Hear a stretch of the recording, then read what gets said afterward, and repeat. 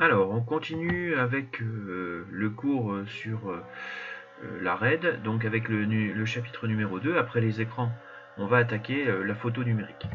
Donc, technologie de la photo numérique.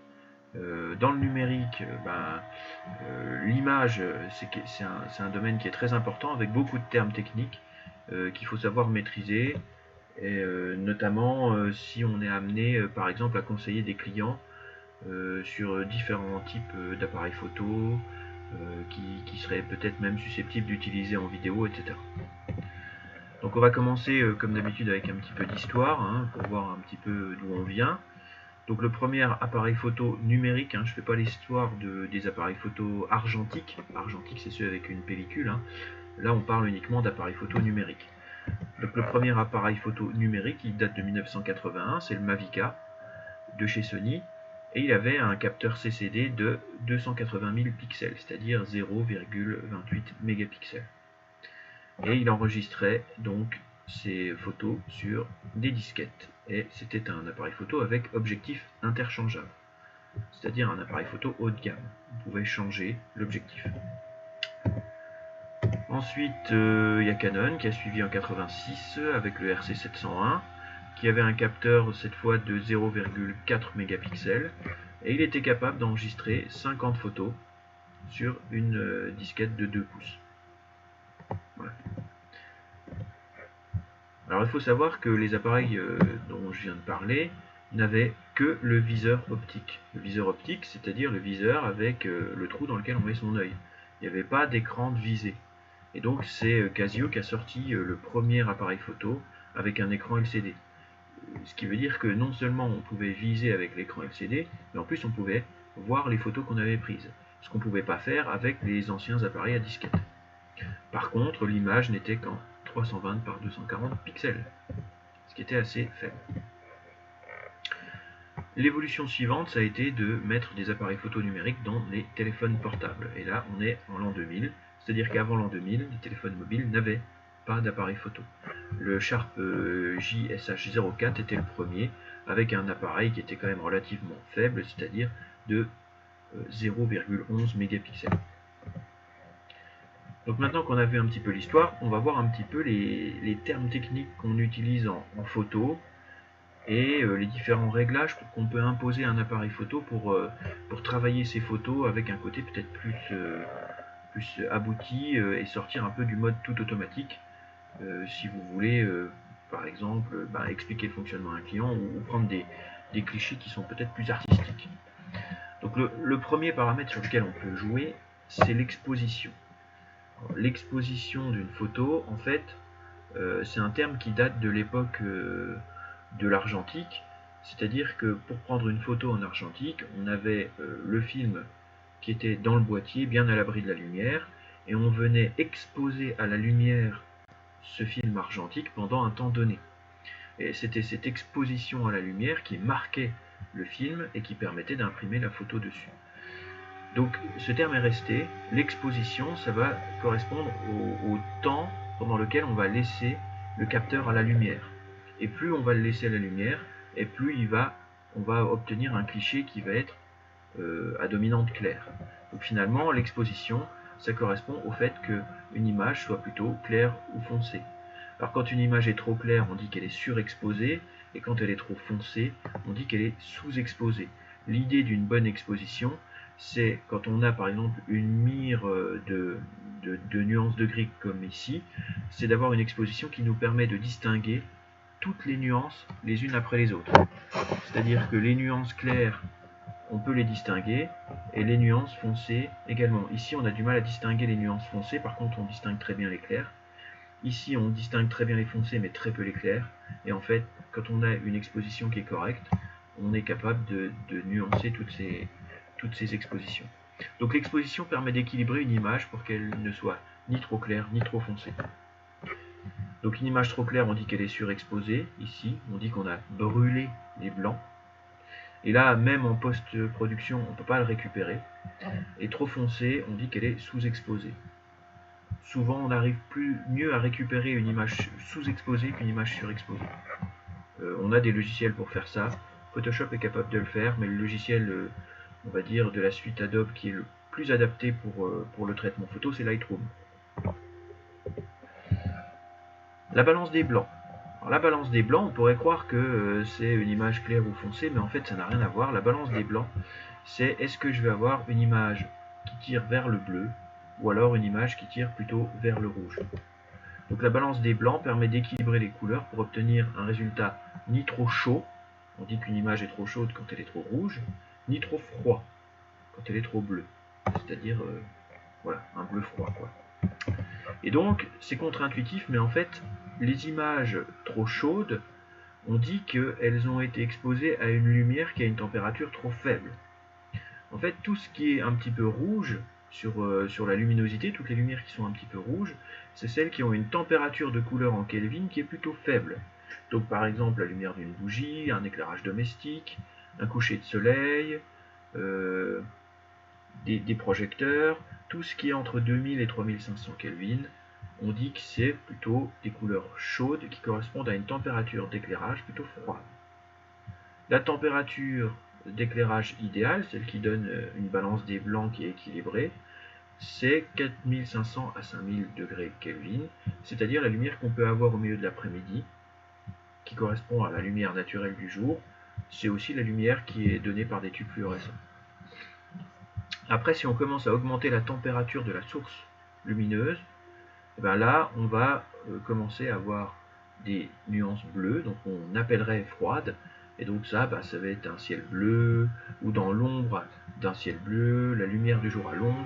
Et donc souvent les flashs électroniques font ces lumières un petit peu froides, un petit peu bleutées. Donc la température des couleurs se compte en degrés Kelvin.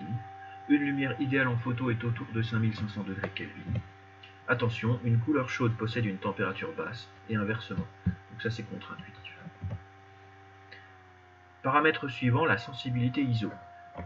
Qu'est-ce que c'est que ce truc? La sensibilité ISO, c'est l'amplification qu'on va vouloir mettre sur le capteur. Parfois, on n'a pas assez de lumière pour prendre une bonne photo. Donc on a beau augmenter le temps d'exposition, on n'arrive pas à avoir assez de lumière, ou si on augmente trop le temps d'exposition, je vais avoir des sujets devant moi qui vont bouger, et puis ça va me faire des flous, les fameux flous de bouger. Donc quand j'ouvre le diaphragme de l'appareil photo et que je laisse entrer la lumière pendant trop longtemps, je risque d'avoir du flou.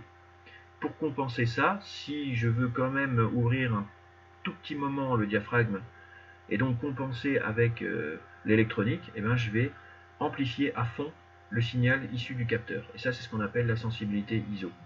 Et donc, en fonction du capteur, la sensibilité ISO, elle va nous permettre de récupérer une image correcte ou pas en fonction des basses lumières. Donc, plus vous allez monter en ISO, et plus vous allez amplifier l'image, c'est-à-dire l'éclaircir, mais en amplifiant l'image, vous allez aussi amplifier les défauts de l'image. Donc là, par exemple, ça c'est ce qu'on appelle du bruit numérique. Le bruit numérique, en fait, c'est des défauts du capteur qui ont été amplifiés en même temps que la luminosité du capteur. Donc quand on est à 100 ISO, 100 ISO c'est quasiment pas amplifié, c'est l'amplification normale du capteur, et 1600 ISO, ça veut dire que j'ai multiplié par 16 le signal qui est sorti du capteur, et donc je vais multiplier par 16 aussi le bruit numérique qui va avec. Donc cette sensibilité correspond à la sensibilité à la lumière. Plus ce nombre est élevé, et plus le capteur sera sensible dans un environnement sombre. Malheureusement, une sensibilité ISO élevée entraîne une dégradation de la qualité de la photo avec du bruit numérique. On peut le filtrer, mais alors la photo devient floue. Donc là, par exemple, je suis à 100 ISO, pas d'amplification, on voit que c'est net. Je monte à 1600 ISO, j'amplifie les parasites. Ensuite, l'appareil va nous faire un filtrage. J'ai éliminé les parasites, par contre, j'ai perdu en qualité photo, j'ai perdu en précision, elle est devenue floue. Donc, ce défaut peut être compensé par la taille du capteur. Alors, qu'est-ce que c'est que la taille du capteur? Le capteur, c'est le capteur CCD qui est dans la boîte, qui est derrière le diaphragme. Plus il est gros, et plus il va être capable d'attraper de la lumière à chaque ouverture.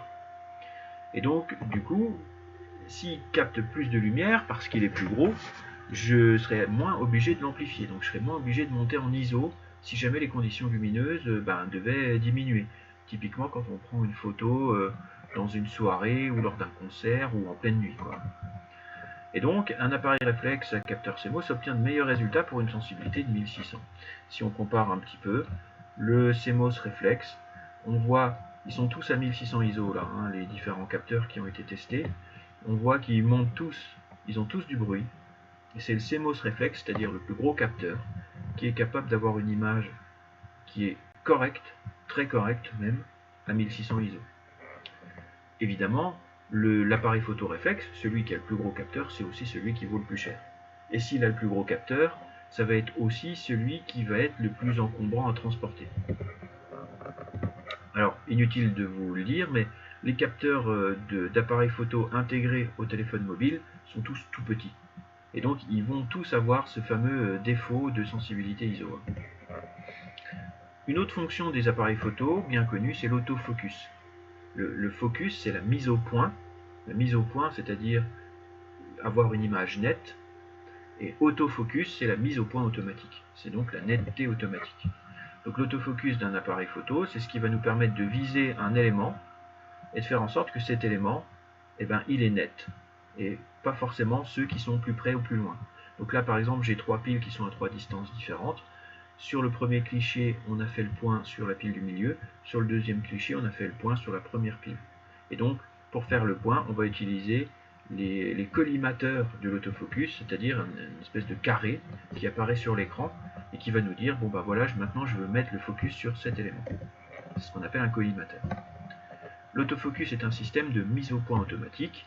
Il suffit de désigner sur quel sujet de la photo le point doit être fait. Alors, avec un appareil photo numérique, souvent il suffit d'appuyer sur le déclencheur à mi-course pour faire le point. Quand on est sur un téléphone, on peut désigner simplement en touchant l'écran tactile l'élément sur lequel on veut faire le point. Et donc, tous les sujets qui seront plus près ou plus loin du point focal, eh ben, ils vont être flous. Donc sur la plupart des appareils, il faut presser, c'est ce que je disais, le déclencheur à mi-course, le temps que l'appareil fasse la mise au point avant de prendre le cliché. Pour les sujets très proches, on a une fonction particulière qui s'appelle la fonction macro. Et elle est souvent symbolisée par une fleur parce qu'on utilise la fonction macro beaucoup pour photographier la nature. Alors, les appareils photo, ils sont munis souvent de flash. Alors le flash, c'est quand même quelque chose que les photographes essayent d'éviter au maximum. Quand on commence à sortir le flash, c'est qu'on a usé tous les autres stratagèmes qu'on pouvait utiliser pour améliorer sa photo. Donc utiliser des projecteurs, c'est mieux. Faire rentrer de la lumière, c'est mieux. Augmenter le temps d'exposition, c'est mieux.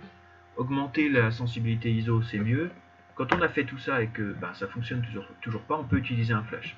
Mais le flash, on va voir qu'il a de gros défauts. Donc il permet de compenser le manque de lumière dans certaines conditions au contre-jour. Par contre, quand on prend un sujet en flash, on voit qu'il est lui-même surexposé et tout le fond est sous-exposé. Donc là, on va complètement déséquilibrer notre photo. En plus, les clichés pris au flash manquent de naturel et risquent de provoquer les fameux yeux rouges. Alors qu'est-ce que c'est que les yeux rouges? C'est le fond de l'œil, c'est la cornée qui vient refléter la lumière du flash. Et donc ça va apparaître sur la photo. Heureusement, il y a des fonctions spéciales dans les logiciels de retouche qui nous permettent de retirer ces fameux yeux rouges. Alors il y a un système automatisé aussi qui permet d'éviter les yeux rouges sur l'appareil photo, c'est de faire le flash en 2 temps. C'est-à-dire qu'en fait, la cornée elle va être capable de se protéger et d'éviter de refléter la lumière en lui envoyant un tout petit flash avant. Mais souvent ce qui arrive, c'est que quand les gens reçoivent ce tout petit flash avant, ils ferment les yeux, et donc sur leur photo, ils ont les yeux fermés. Donc ça marche vraiment pas bien. Si vous avez des problèmes de yeux rouges, retouchez-le en post-production sur un logiciel de retouche. La taille du capteur, c'est un élément qui est vraiment important. Je vous ai déjà parlé de la taille du capteur du réflexe qui permettait de prendre des photos dans l'obscurité, ou au moins dans des conditions de luminosité plutôt faibles. Il faut savoir qu'il existe plein de tailles de capteurs différents en matière de photo. Ce qu'on appelle le plein format, c'est-à-dire le plus gros capteur qu'on ait, c'est le 24-36. Pourquoi on l'appelle plein format? Parce qu'en fait, c'est un format qui correspond à la surface qu'on avait avant sur la pellicule en argentique. Et donc, on n'a pas plus gros que ça. C'est-à-dire que les objectifs, les fameux objectifs qu'on vient visser sur notre appareil photo, ils s'attendent à avoir un certain format. Et donc, les plus performants, ils s'attendent à avoir un plein format. En dessous, vous avez en vert l'APS. Alors ça, c'est encore des réflexes. En dessous, en vert foncé, vous avez le 4 tiers de pouce. Vous avez le 1 sixième de pouce en jaune, 1 2 tiers de pouce en rouge et 1 2 cinquième de pouce en rouge foncé. Donc là, plus on diminue, et évidemment, moins on capte de lumière et moins on est capable de prendre des photos dans des conditions de luminosité faible. Je ne vous cache pas que dans les appareils photo intégrés au téléphone mobile, eh ben, c'est les plus petits. Donc au temps de l'argentique, tous les capteurs étaient de la taille de la pellicule 35 mm, c'est-à-dire en 24 par 36. Avec le numérique, on a pu réduire la taille des capteurs pour des raisons de coût. Mais plus un capteur est petit, moins il est sensible à la lumière. Donc ici sur le dessin, on a un comparatif des photosites. Alors les photosites, c'est les petits composants qui vont être capables de capter la lumière rouge, verte et bleue pour composer l'image. Et on voit bien qu'un capteur de 12 mégapixels en 2 tiers de pouce, il a des photosites qui sont beaucoup plus petits qu'un APS-C, c'est-à-dire un réflexe en 14 mégapixels. Là-dedans, je vais pouvoir faire rentrer beaucoup plus de lumière. Et donc sur les clichés, ça se voit tout de suite. En APS-C à 10 mégapixels avec le même niveau de zoom, et en 2 tiers, en 10 mégapixels avec le même niveau de zoom, on n'a pas du tout la même qualité d'image. La taille du capteur va jouer directement sur la qualité du cliché. Les objectifs. Donc les objectifs des appareils photo, c'est-à-dire la partie optique, les lentilles. On faut distinguer deux paramètres, le grand angle et le téléobjectif. On en a déjà parlé quand on avait parlé des alarmes. Donc le grand angle, qu'est-ce que c'est? C'est un objectif dont la distance focale est la plus petite possible. La distance focale la plus petite possible, moins de 30 mm en équivalent au capteur 35 mm, ça veut dire qu'on va avoir un angle de vision très large. Un angle de vision très large, certains appelleraient ça presque un fisheye, tellement c'est grand. Donc il a l'angle de vue le plus large, mais il peut déformer les visages. Donc si vous prenez au téléobjectif un portrait, voilà ce que vous allez avoir. Vous allez grossir tous les éléments qui sont tout près, le nez, la bouche, le menton, et vous allez diminuer la taille de l'arrière de la tête. Donc il va avoir une tête complètement déformée. Ce qui veut dire que si vous voulez faire du portrait, il va falloir zoomer un peu et reculer par rapport au sujet. Le téléobjectif, c'est exactement l'inverse. C'est celui qui a la distance focale la plus longue, supérieure à 80 mm. C'est le niveau de zoom le plus important. Donc grand angle, j'ai la distance focale la plus courte et je suis très large, ça c'est du grand angle. Et le téléobjectif, je suis à la distance focale la plus longue, c'est pour ça qu'on voit l'objectif qui sort au niveau de zoom. Et donc là, j'ai un angle de vision très court, par contre j'ai le niveau de zoom le plus élevé. La stabilisation. Le problème des photographes, souvent, ça va être de ne pas bouger au moment où ils prennent leurs photos. Si vous avez un temps d'exposition, c'est-à-dire une durée d'ouverture du diaphragme qui est très courte, c'est pas trop grave si on bouge à ce moment-là. Par contre, si vous commencez à augmenter les durées d'exposition, parce qu'il fait sombre, parce que vous n'avez pas beaucoup de lumière, et donc là, il va falloir pas bouger du tout. Donc normalement, un photographe professionnel, il prend sa photo sur un trépied, toujours. S'il prend à la main, ça veut dire qu'il n'a pas le choix. Ou alors qu'il va se contenter d'avoir une exposition plus faible.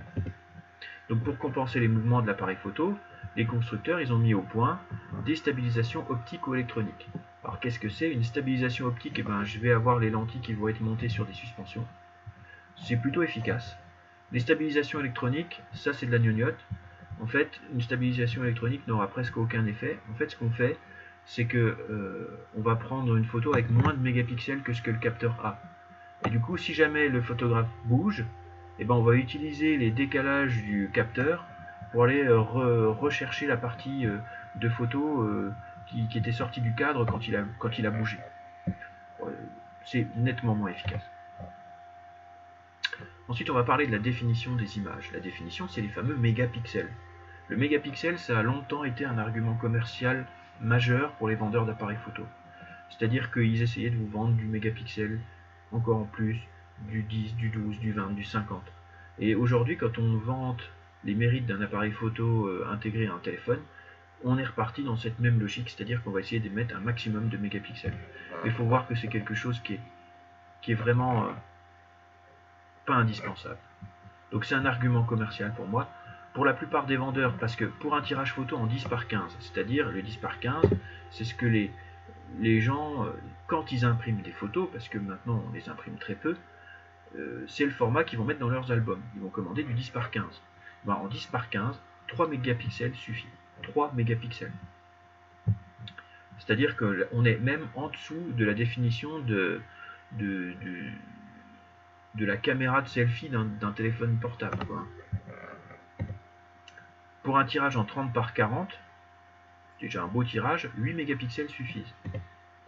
Si le but est de regarder les clichés sur un écran de télé, Full HD, ça veut dire 2 mégapixels. 1920 x 1080. Ça veut dire que si vous regardez une photo qui fait plus de 2 mégapixels sur votre télé, eh ben, elle va être dégradée. Vous allez perdre de la définition, sauf si vous zoomez. Voici un exemple de comparatif en 20 par 27 cm sur du 10 mégapixels à gauche, 5 mégapixels au milieu et 3 mégapixels à droite. Une fois qu'on a zoomé sur un détail, on se rend compte que la différence, elle est vraiment minime. Donc, n'orientez pas vos achats ou les achats de vos clients uniquement sur les mégapixels. Alors, ensuite, il faut mémoriser ces clichés. Et donc, pour ça, on a des supports mémoire. Et donc, maintenant, on utilise surtout des cartes mémoire. Hein, c'est terminé les disquettes. Il y a eu beaucoup de types de cartes mémoire qui ont été utilisées dans le passé. Il y avait des types spécifiques à Sony, le Memory Stick. Il y avait d'autres, Compact Flash, etc. Ils ont tous été balayés avec le temps. Et maintenant, il ne reste plus que le format carte SD qui est devenu complètement universel. Donc la carte SD, hein, vous la connaissez tous. Ce qui est important sur une carte SD, c'est sa vitesse, en plus de sa capacité, hein, mais c'est sa vitesse de transmission.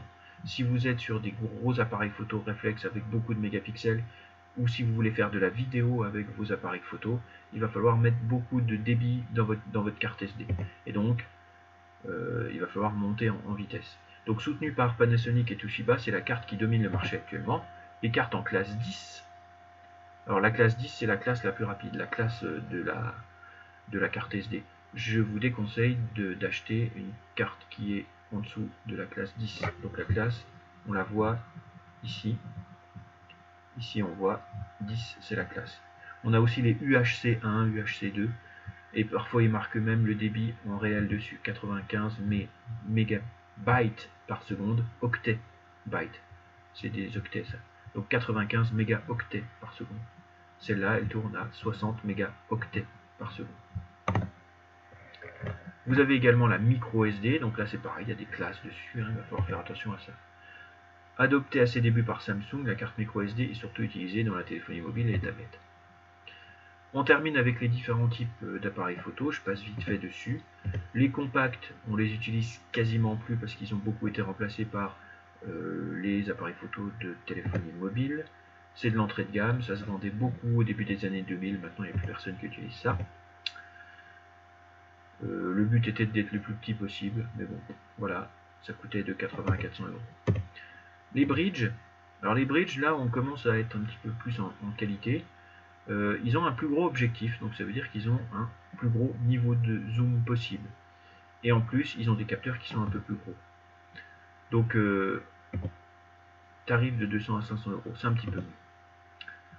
Mais quand on veut vraiment se lancer dans la photo, voilà, il faut utiliser des APN réflexes. Alors APN, je ne l'ai pas précisé, APN, appareil photo numérique, APN. Donc un réflexe, sa principale caractéristique, c'est qu'on peut changer les objectifs. Donc voici par exemple quelqu'un qui a une belle collection d'objectifs, sachant que les objectifs, c'est pas donné non plus. Et l'autre caractéristique du réflexe, c'est d'avoir un grand capteur et donc d'être doué dans des situations de basse lumière. Le fait d'avoir un grand capteur aussi, ça permet de faire des super flous d'arrière-plan. Les flous d'arrière-plan, vous allez me dire qu'on peut les faire aussi avec les téléphones mobiles, mais c'est des faux flous d'arrière-plan qui ont été recalculés après. Un vrai flou d'arrière-plan, il est dû au fait qu'on a une distance focale très précise sur l'objectif, et donc la zone de netteté, elle est très faible. Donc ces appareils sont les plus chers, ils ont les capteurs les plus grands. L'avantage du réflexe est de pouvoir changer les objectifs pour différentes situations. et les tarifs vont de 500 à 2000 euros. Il existe aussi des hybrides. Alors les hybrides, ça peut être des compacts avec des objectifs interchangeables, ou ça va être des compacts avec des grands capteurs. On essaye de mélanger un petit peu les genres. Ça n'a pas trop marché, franchement. Dans les prises de vue photo, et donc il y a la prise de vue classique, mais on utilise aussi pas mal la prise de vue panoramique. Alors il y a deux types de panoramiques qui sont possibles. Le premier, c'est la projection cylindrique. Donc la projection cylindrique, en fait, on va faire un panoramique que sur l'axe horizontal. On va associer plusieurs clichés, par exemple dans une rue, et en associant ces clichés, on va pouvoir faire un cliché unique de toute la rue. Les téléphones ont ces fameuses fonctions panoramiques où il suffit de suivre un trait pour pouvoir faire un grand angle. Mais finalement, c'est une projection cylindrique.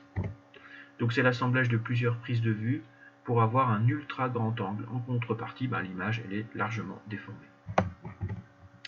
Et puis vous avez le 360. Alors le 360, c'est difficile de vous le montrer sur un PowerPoint, mais en fait le 360 c'est destiné à être hébergé sur certains sites internet, et avec la souris on peut naviguer complètement à l'intérieur, comme dans Street View, on peut naviguer complètement à l'intérieur d'un lieu, et donc en fait c'est des photos non seulement en horizontal mais aussi en vertical qui sont assemblées numériquement avec un logiciel, et dans lesquels on peut se promener. Donc je vous ai mis un bel exemple sur l'adresse qui est ici, que je vous mets pareil dans la description de la vidéo comme la dernière fois. Donc ils permettent de réaliser des visites virtuelles de lieux, par exemple. On termine par l'exercice, comme d'habitude. Donc expliquer ce qu'est l'exposition d'une photo. Alors est-ce que vous êtes capable de l'expliquer tout seul? Essayez, mettez en pause. Sinon, je vais vous le dire, l'exposition de la photo, c'est le fait d'avoir une photo plutôt sombre ou plutôt claire. Voilà. Ça correspond au fait d'avoir un réglage plutôt sombre ou plutôt clair. 2. Comment sera une prise de vue avec un réglage de balance des blancs trop froid? Alors quand je dis comment, ça veut dire que ça va tirer vers quelle couleur? Alors si c'est trop froid, je vais donc tirer vers le bleu. Donc les blancs de cette prise de vue vont tirer vers le bleu. Dans quelle situation la sensibilité ISO est-elle importante? Alors la sensibilité ISO, elle est importante, on est obligé de la faire monter à quel moment? Quand est-ce qu'on est obligé d'avoir une grosse sensibilité ISO? Et bien c'est toujours pareil, la matière première du photographe c'est la lumière. Quand il n'y en a pas assez, on est obligé de faire quelque chose. Et donc monter dans les ISO, c'est une solution. Elle est importante lors de la prise de vue dans des environnements peu lumineux. 4. Comment appelle-t-on le système de mise au point automatique? Mise au point, automatique, auto, focus, c'est l'autofocus. Quand utilise-t-on le mode macro? On va l'utiliser quand on a besoin de prendre une photo d'un objet qui est très près ou très petit, lors d'une prise de vue avec un sujet très rapproché. Vaut-il mieux un appareil avec un grand capteur ou un petit capteur? Donc la taille du capteur, je rappelle, c'est la taille du capteur CCD qui est à l'intérieur de l'appareil, c'est celui qui capte la lumière. J'ai pas arrêté de vous dire tout le long de ce cours que plus il était gros, plus il captait la lumière, et donc vaut mieux en avoir un gros de capteur. D'ailleurs, si jamais vous êtes dans un environnement qui est très lumineux et que vous avez un gros capteur et que vous voulez faire rentrer moins de lumière dedans, il y a deux solutions pour vous. Soit vous diminuez la durée d'obturation, c'est-à-dire le temps d'ouverture du diaphragme, soit vous diminuez la sensibilité. Et vous pouvez avoir des clichés tout à fait corrects avec un grand capteur dans un environnement très lumineux. Donc il vaut mieux un plus grand capteur pour capter plus de lumière. Dans quelles conditions utiliser un téléobjectif? Le téléobjectif, je rappelle que c'est l'objectif qui permet d'avoir le niveau de zoom le plus important. Donc c'est quand on a besoin de faire un gros zoom. Le téléobjectif est utilisé pour des prises de vue avec un zoom important. À quoi correspond la classe d'une carte SD? Classe 5, classe 3, classe 10. La classe d'une carte SD, ça correspond à sa vitesse de transfert. Plus la classe est élevée, plus les transferts sont rapides. Quelle est la différence principale entre un appareil compact et un bridge? Et bien, le bridge, lui, il est capable d'avoir des objectifs qui sont plus gros. La principale différence est le facteur de zoom plus important des bridges, puisqu'ils ont des plus gros objectifs. Sur quel type d'appareil peut-on changer les objectifs? Et bien, c'est sur les appareils réflexes. On peut changer d'objectif sur les appareils réflexes, et aussi sur certains hybrides, c'est vrai, mais principalement sur les réflexes.